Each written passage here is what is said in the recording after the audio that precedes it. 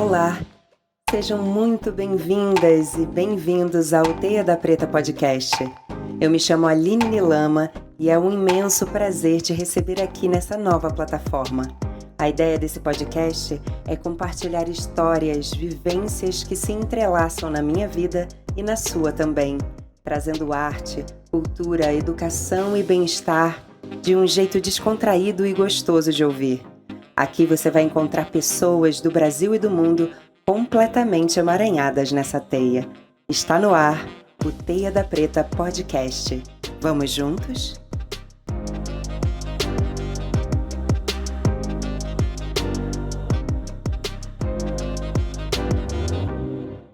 Ela começou a empreender muito nova na área da beleza com o apoio da mãe. Seu primeiro contato com a agulha foi aos 8 anos de idade. E aos 14 anos ganhou sua primeira máquina de costura e trabalha com ela até hoje. A busca da sua própria identidade a levou a costurar para si e dessa maneira surgiu seu projeto de costura afetiva, agregando valores sentimentais em cada uma das suas peças confeccionadas. Assim surgiu a Lupito Afro.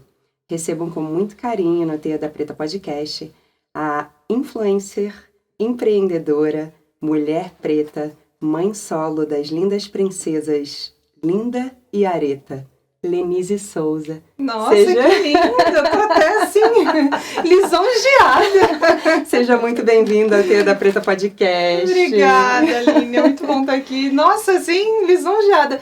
Acho que nem eu sabia que eu era tanta coisa, capaz de tanta coisa. Com certeza. Na verdade, nós mulheres pretas, a gente esquece, né? Que a gente é e que a gente pode ser muita coisa, né? E a gente vai conversar muito a respeito disso ao longo desse bate-papo.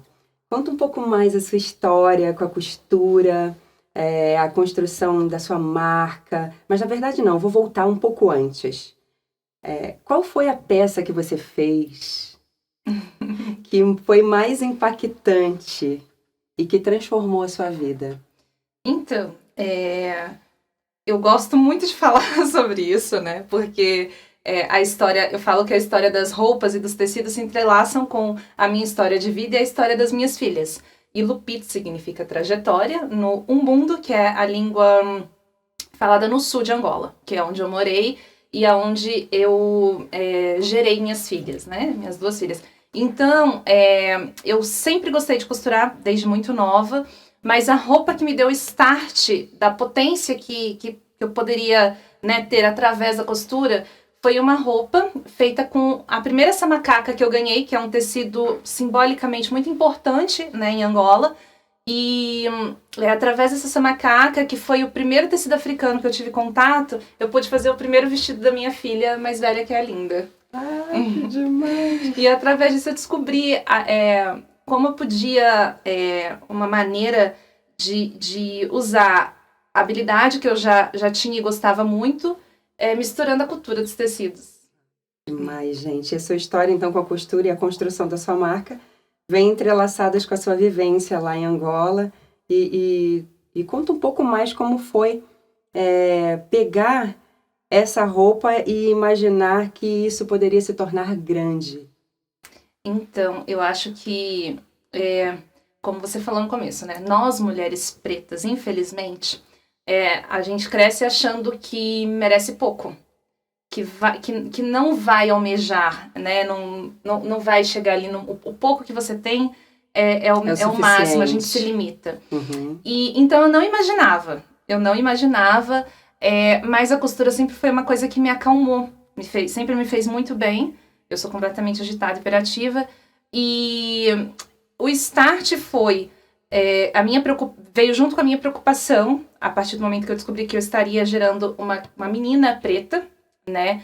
E a preocupação de como seria a autoestima dessa criança, porque eu tive que resgatar a minha. E aí eu descobri que eu não tinha. Uhum. Então, nesse processo de autoestima, de aceitação, eu consegui ver que através dos tecidos eu conseguiria falar com ela de autoestima, ensinar a cultura preta, que foi uma cultura que, mesmo a minha família sendo preta periférica aqui de São Paulo, a minha mãe não foi criada com a potência, né? E consequentemente, não conseguiu me educar falando dessa nossa capacidade.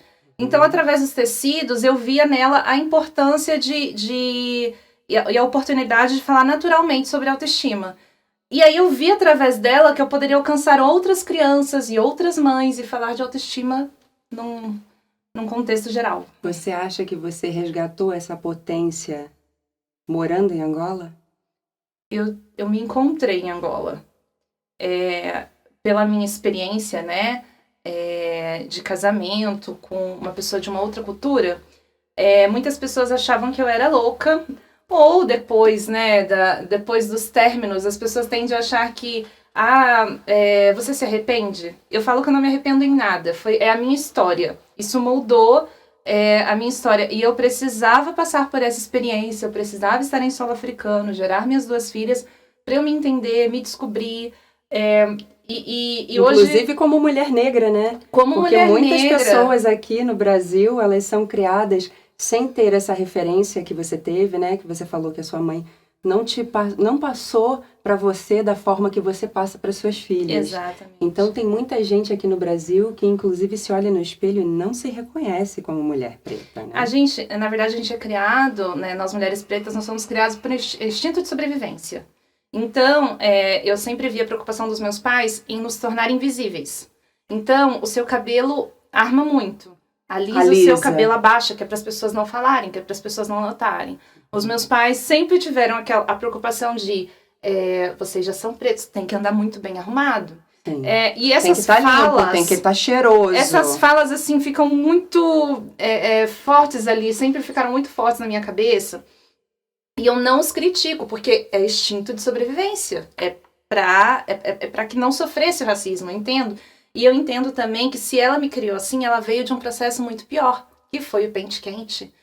Então, eu não posso criticá-la pelo relaxamento no meu cabelo aos 7 anos de idade. Uhum. Porque ela passou coisas piores, mas eu quis mudar essa história através das minhas filhas. E foi o que você falou. Ainda hoje, muitas mulheres ainda não se entendem, não se conhecem, não conhecem a própria cultura, a beleza, não conhecem a estrutura do próprio cabelo. Então, através das roupas, eu acho que eu consigo trabalhar a autoestima, saber qual é o estilo da mulher, o que ela está descobrindo dentro dela. Então, eu faço todo esse processo ali através de uma peça a peça de roupa, ela é só o resultado.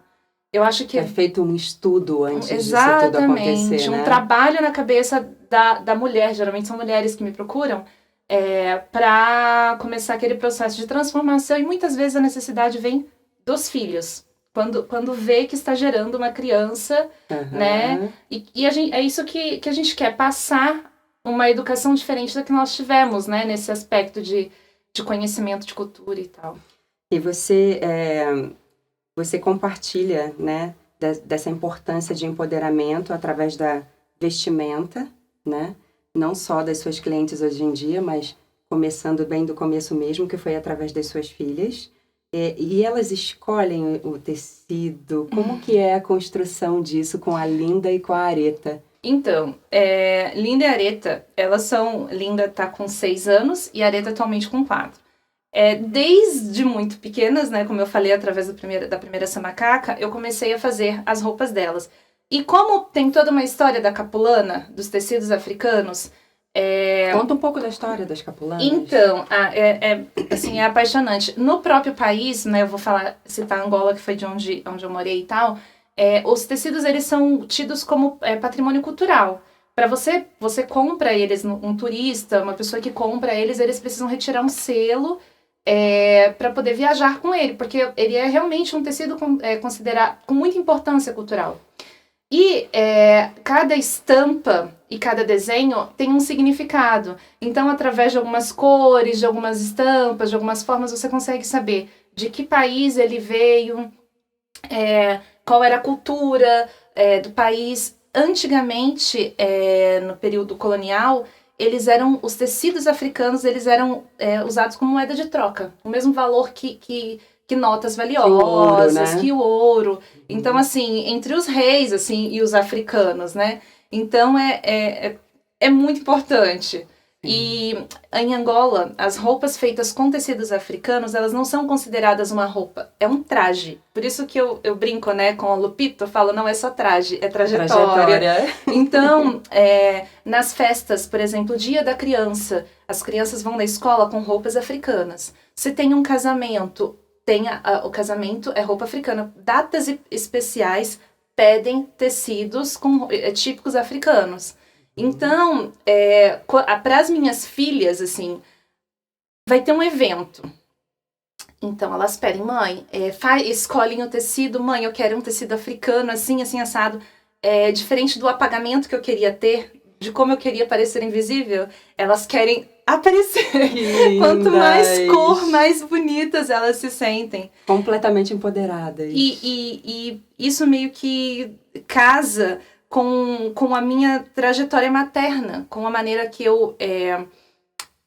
com a minha filosofia de vida para a criação delas, que é valorizar o que é feito com as próprias mãos, o tempo, o processo das coisas. Então, todos os aniversários, elas vão comigo à loja, escolhem a estampa, escolhem o modelo, elas veem ali a mamãe na máquina costurando. É tudo mais trabalhoso, mas eu consigo ensinar para elas a importância não do material, mas do valor afetivo, emocional, de uma roupa que é feita exclusivamente para você, como eu fiz o vestido. Ai, eu tô me sentindo tão maravilhosa, gente. Ai, que bom. É muito bom ter essa parceria aqui no Teia da Preta Podcast, da sua marca Lupito Afro, que é linda e que constrói, né? Não é simplesmente entrar na loja e vou comprar aquele vestido ali e trazer para casa, né? Não foi isso. Eu sei que tem a sua mão, que tem o seu trabalho, Muito tem o seu carinho. tempo, tem o seu carinho na construção dessa peça que eu tô vestindo agora. Coisa mais linda, e eu só agradeço. Então, eu queria saber de você, a construção das peças das suas filhas acabou te levando a construir a marca, porque as pessoas viam as suas filhas vestidas e certamente perguntavam para elas, né? Aonde a mamãe comprou essa roupa? Exatamente. Então conta para mim. Através na verdade, mais uma vez, por isso que a minha vida é trajetória, eu uso muito essa palavra trajetória, é Lupito mesmo. Quando eu retornei pro Brasil, após a minha separação, eu vim grávida, né, de 5 meses da Areta, numa gravidez indesejada. Passei 9 meses não querendo tê-la. E então eu vim pra cá com uma gravidez de risco, tive apoio psicológico, apoio familiar. E eu não sabia como seria esse recomeço. Voltando pra cá, eu já tinha construído a minha vidinha lá em Angola. Então, retornando pra cá sem saber como seria... com mais uma filha, no meio de uma separação. Esse processo, mais uma vez, a costura me salvou, porque costurar me acalma, então aquilo me entretia. E fazendo roupas para elas, né, através do Instagram mesmo, uma loja colaborativa aqui da República me ligou e perguntou onde eu comprava. E aí eu expliquei que eu que fazia. E perguntou, você trabalha com isso? Eu falei, me dá 15 dias. Me dá 15 dias, que em 15 dias eu vou trabalhar com isso. Então, fui me estruturando ali com a máquina Aquela que eu já dos 14 tinha. anos. Que foi a que eu levei para Angola e trouxe de Angola. Uma das poucas coisas que eu trouxe de volta foi a minha máquina. Olha. E comprei 2 máquinas que estavam paradas há 5 anos, aprendi a consertei as máquinas e comecei a trabalhar. E através da loja, eu vi a possibilidade de vender pela internet, e mesmo com toda a dificuldade a princípio de empreender maternando, né? Fui trabalhando. Aquele desafio que só a gente sabe como é, né? E tenho trabalhado cada vez mais. Aos poucos eu vou descobrindo os caminhos certos, né? A trajetória. Uhum. Então, a maneira melhor de fazer isso, tenho também me profissionalizado em alguns cursos, né? Tanto para administrar o negócio, aprendendo um pouquinho mais com a internet e as digitais, né? Os coletivos me ajudam muito nisso. Uhum. E você continua costurando para essa marca?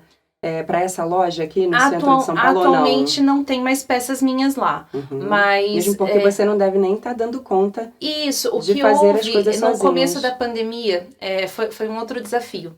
Porque quando começou a ter um bom resultado e eu vi que era um recomeço, possível. fazendo algo que eu amava muito, né? E podendo falar de autoestima ao mesmo tempo, e veio a pandemia e tudo teve que fechar. Sim. Então eu me vi ali sem saber como venderia a princípio, só que como eu também trabalhava em salão, e para isso eu virava as madrugadas costurando e trabalhava durante o dia, a pandemia veio para mim como uma oportunidade de investir 100% do tempo que eu tinha livre para a costura. E vender através de mim, através das minhas filhas, através do que eu acredito, falando do que eu acredito. E foi assim que foi dando certo nas minhas vendas pessoais. Então, depois que abriu a loja, eu já não achei mais tão lucrativo voltar com a loja. Muito melhor você continuar vendendo a tua marca através das redes sociais. Exato. E sempre as perguntas são as mesmas. As pessoas entram através do seu direct perguntando aonde foi que você comprou a roupa que você está usando naquela foto. Muitas vezes, né, não é nem pela página da marca, é pela minha página pessoal. É sempre minhas filhas são ótimas modelos. Elas são lindas, maravilhosas, né? Vieram dessa mãe maravilhosa, né? Por favor, não tinha como ser diferente. Eu vejo muito as fotos das meninas e o orgulho que elas têm em estar vestindo, né, a roupa. Muito, e de falar para as pessoas também, né? A Linda, ela tem todo esse, de 6 anos, ela tem todo esse entendimento da mãe solo que trabalha ali e tem a ver com essa maneira que eu falei que eu as crio. Então, ela sabe que para ela atingir uma meta ali de algo que ela quer, a mamãe tem que ter tempo para produzir, tem que ter clientes para consumirem, para que ela tenha o resultado. Então, ela vai na escola, ela sempre pede para usar um turbante. Quando vou buscar ela escolhe o vestido dela, o conjunto com o turbante. Ela fala, mamãe, eu acho que vai funcionar, porque estão me olhando, tá todo mundo me olhando, eu acho que vai funcionar, você vai conseguir clientes. Então, ela tem toda essa brincadeira, sabe? De ser a sua modelo. A minha referência. Ela já empreende junto com você, né? Exatamente. Ela quer usar as roupas para chamar a atenção dos clientes, para eles perguntarem, na verdade, aonde foi que a mamãe comprou essa roupa? Exato. Ela adora falar, a minha mãe faz o cabelo, a minha mãe cuida da roupa. E tem todo esse carinho especial, né? De você, eu olhar para elas e falar, nossa... olha só a satisfação, né? A felicidade que eu tô causando nela com uma coisinha ali feita por mim.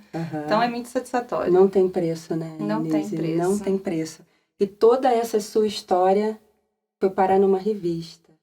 Sim, a princípio foi no livro, através de um coletivo Traçado Periférico. E uma amiga que eu conheci através... As redes sociais ajudam muito, né? E a Amanda é uma rapper, Negracim, daqui de São Paulo, e vendo o som dela, eu descobri que ela se apresentou em Benguela, na época em que eu morava em Benguela, Angola. Então, ali a gente foi se conhecendo mais, ela conheceu também sobre as roupas, virou amiga, cliente, e me chamou, como ela acompanhava a minha história, para participar de um livro onde fala de mulheres, mães solos e empreendedorismo. Então, ali no livro eu pude falar um pouco da construção da autoestima e da importância, através da descoberta da importância de eu resgatar a minha autoestima para passar a autoestima para as minhas filhas. Eu fiz disso, né, eu fiz disso uma maneira de empreender e ter a minha renda. E aí veio o livro, que ainda não foi lançado. Tem previsão? Ainda não tenho data. Não tem previsão, tá. Mas está para ser lançado. E através também do Instagram e do que eu passei a falar mais a respeito, veio a revista Pais e Filhos. Conta mais a respeito disso. Foi para falar a respeito de empreendedorismo e a maternidade? Não, na revista Pais e Filhos não foi para falar sobre empreendedorismo. Foi para falar de uma maneira explicativa sobre o racismo e as dificuldades, né? Porque a revista Pais e Filhos era uma revista antigamente que não tinha muita representatividade, Uhum. né? Então, de um tempo para cá, eles viram a importância de colocar ali locutores negros, né? Ter a escuta de mães pretas, de pais pretos, falando a respeito de racismo, de educação, sobre uma outra perspectiva, né? Uhum. Então, eu falei um pouco ali da construção da autoestima nas minhas filhas e a importância de falar sobre isso, né? Não só para as crianças pretas, porque não adianta a gente ensinar as nossas a se amar, né? Se quando elas tiverem contato ali com outras crianças, a minha filha, mesmo com toda essa educação, ela não ficou livre de sofrer a primeira experiência de racismo com 5 anos. Uhum. Né? Então, assim, é importante a gente falar sobre isso com todos, né? A gente tem que falar sobre o antirracismo, né? Exatamente. A gente precisa construir essa cultura ao nosso redor. Como que a gente pode aparecer, né? Você falou muito do apagamento inicial, né? Que você queria, na verdade, ficar escondida, você não queria aparecer, você queria as roupas neutras, né? Queria ficar escondidinha. E curioso que mesmo com esse apagamento, vai matando, né, a criança e o pré-adolescente aos poucos, porque eu não me enxergava. Eu não tinha uma peça de roupa que eu vestia e que eu me sentia bem, pertencente. Não tinha uma música. É muito engraçado. Meu irmão fala, Lenise foi uma criança, uma adolescente que nunca gostou de nada da modinha, mas é porque eu não me via representada. Então, as roupas eu não me sentia representada, não me sentia representada nas músicas, até que eu fui descobrindo depois, quando eu passei a ouvir o rap nacional, meu contato em Angola, fui conhecendo outros ritmos também africanos, tive o encontro com o tecido, né? Então, assim, aí eu fui construindo muito tarde resgatando essa cultura e criando essa identidade. Gente, coisa mais linda que a outra, né?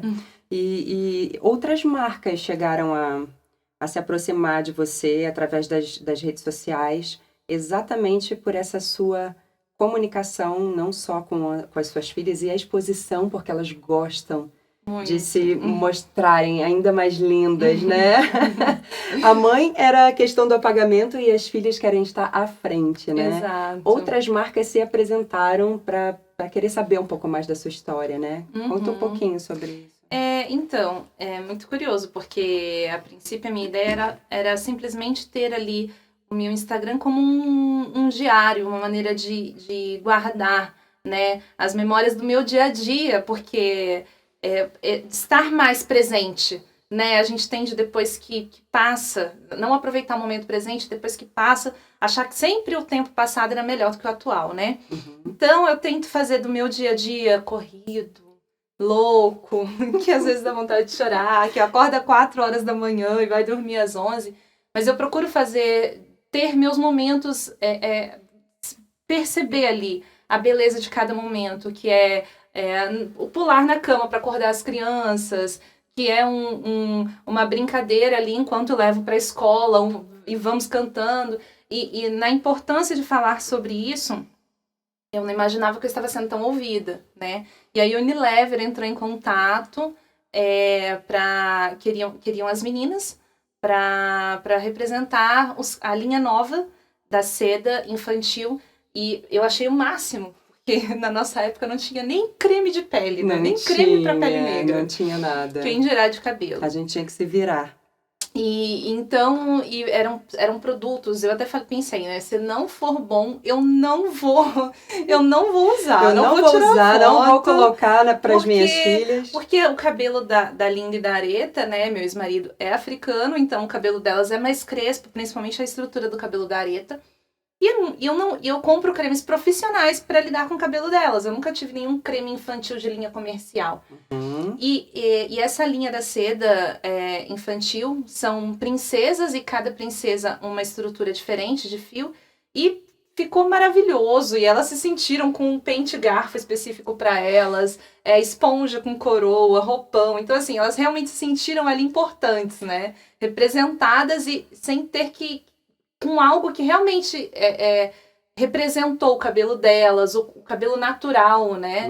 Não é uma divulgação para um alisamento, para algo que abaixe. Para tentar deixar de ser aquilo que realmente é, né? Exatamente. E sim para hidratar, trazer ainda mais volume, né? Nossa, elas estão com a autoestima no alto, de roupão e com os cremes, assim, essa representação é muito importante, muito bacana. Que incrível, que cada vez mais marcas possam perceber a importância de valorizar a grande maioria da população brasileira, Exato. que é negra, né? A gente não pode esquecer disso.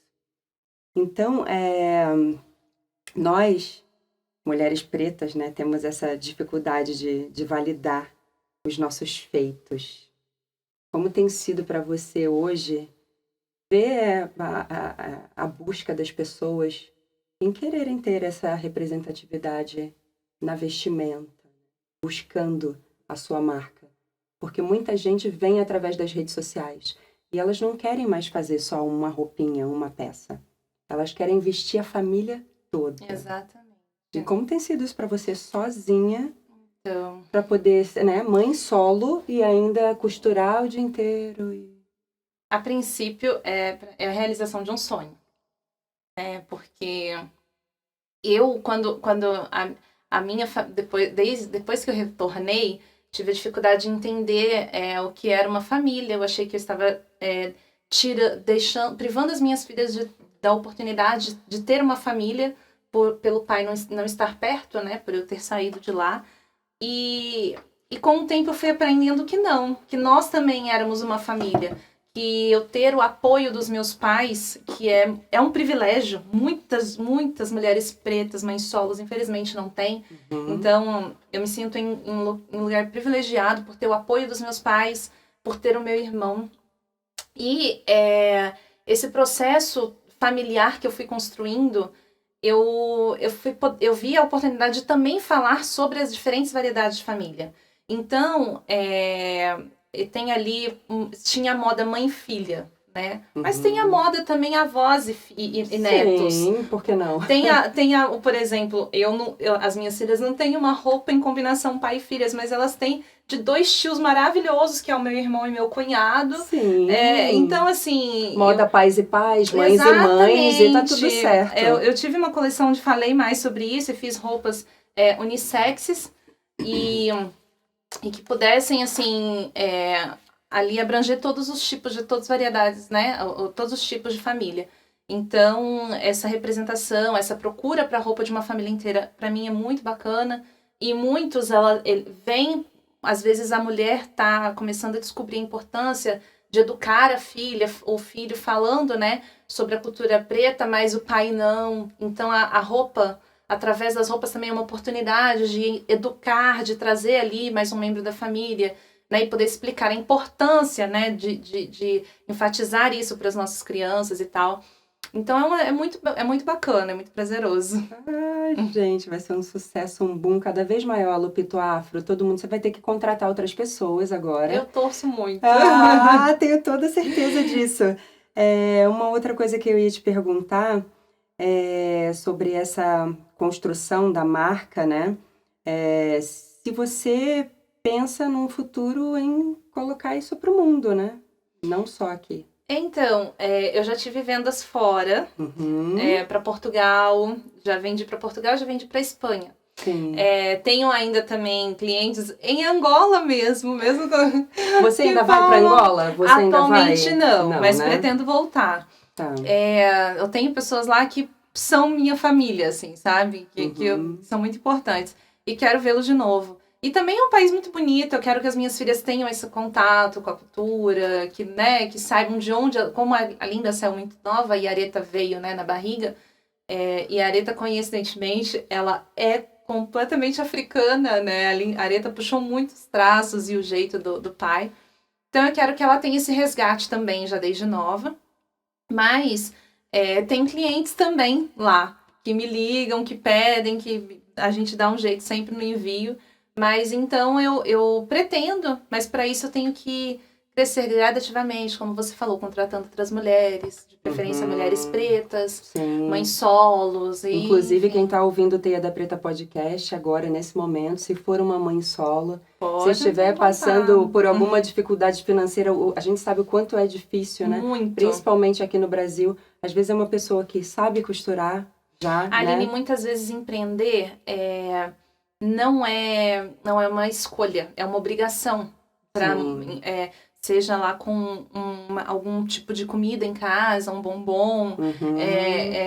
A gente sabe uma a necessidade. Quentinha, né? Vou vender quentinha agora. Nessa pandemia, quantas mulheres perderam seus empregos por não ter onde deixar seus filhos? Sim. Então, assim, mais crianças órfãs, né, também, infelizmente, muito triste.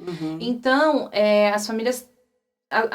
esse lance de empreender, eu acho que já está muito no sangue faz parte do manual de sobrevivência da mulher preta. Sim. E agora, eu acho que a importância é profissionalizar, é estudar, é se aprofundar nessa habilidade que a gente já tem, seja lá qual área, né, que vai empreender. E, por exemplo... E encontrar, para empreender, você tem que encontrar aquilo que te dá sentido para viver. Eu tenho um propósito. Para mim, não faz sentido se não for seguindo o meu propósito. Sim. Então, as roupas acabam... O dinheiro, ele é muito bom e eu acho que nós merecemos.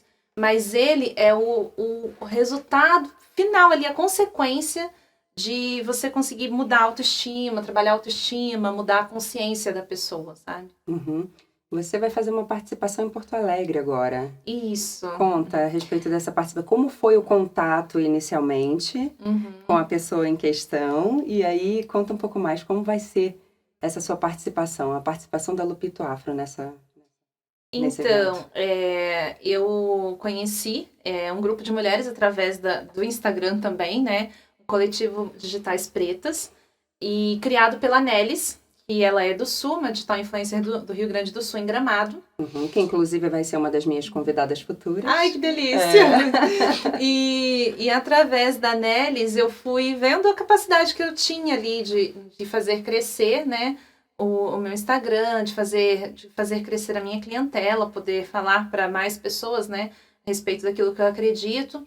E ali no coletivo eu fui encontrando mulheres de áreas diferentes. Você perguntou se, quando você falou sobre marcas, não só marcas grandes, mas nós mulheres pretas empreendedoras, a gente também se une, tanto na área da moda, no digitais temos contadoras, temos médicas, dentistas, sambistas, cozinheiras, sabe? Sim. A primeira Miss Brasil negra, que a Daisy também está lá no Digitais Pretas.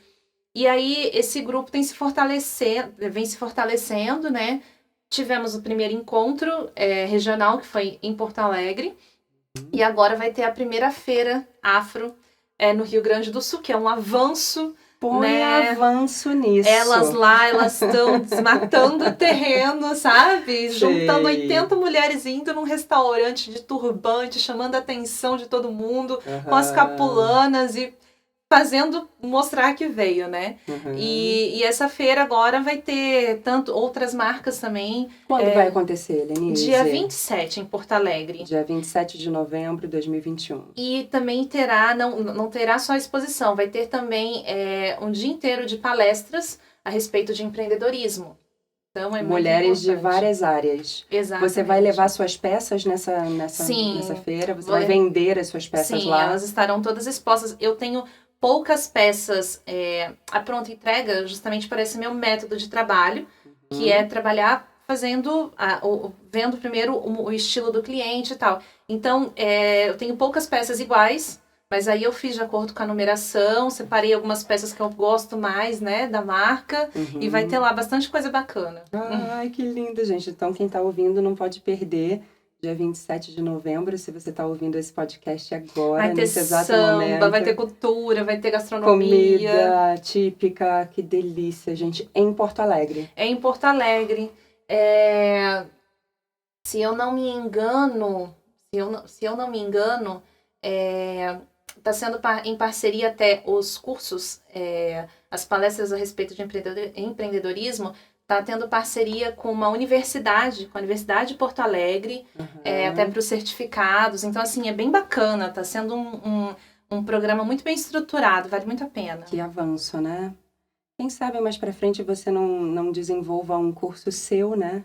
Ensinando a sua arte da costura. Você pode seria um dizer que a sua costura é uma costura afetiva? Então, completamente afetiva. Por exemplo, parece muito... Como eu vou explicar? Parece muito utópico, né, tudo isso, mas eu falo que eu sou um pouco poliana. Eu sou um pouco poliana. Eu sou muito intensa em tudo. E como costura é uma coisa que eu amo, pra mim, roupa é carinho.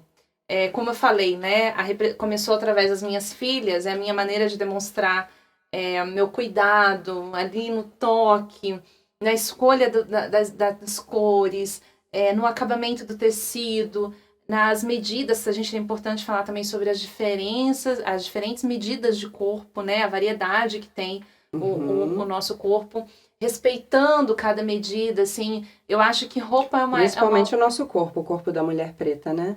E muitas das vezes a gente faz o possível para esconder, pra gente não aparecer que tanto, muitas né? vezes ou é hipersexualizado, né? E então, assim, através das roupas, eu vejo roupa como uma escultura, como uma arte.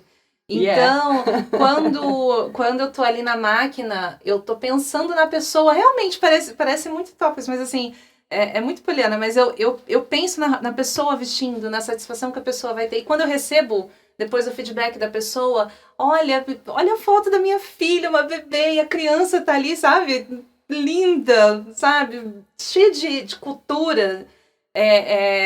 Eu acho que como se a gente estivesse fortalecendo, sabe, os nossos. Não tem valor material que pague. Nenhum. É completamente afetivo. E é por isso que é um pouco mais trabalhoso fazer o meu negócio crescer. Graças a Deus, hoje eu tenho trabalhado sem divulgar. Eu não posso divulgar, né? Porque senão você não dá conta, né? Exatamente. Agora eu tô num processo que eu primeiro preciso crescer, né? Ali em números dentro do ateliê para eu poder alcançar outras pessoas. Mas o mais difícil também é por essa questão.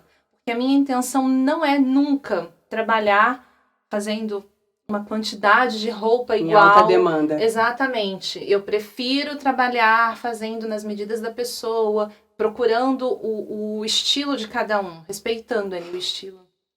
Ai, gente, olha, coisa mais maravilhosa é saber do carinho, porque eu tô vestindo a sua marca agora, né? É uma honra essa parceria nossa.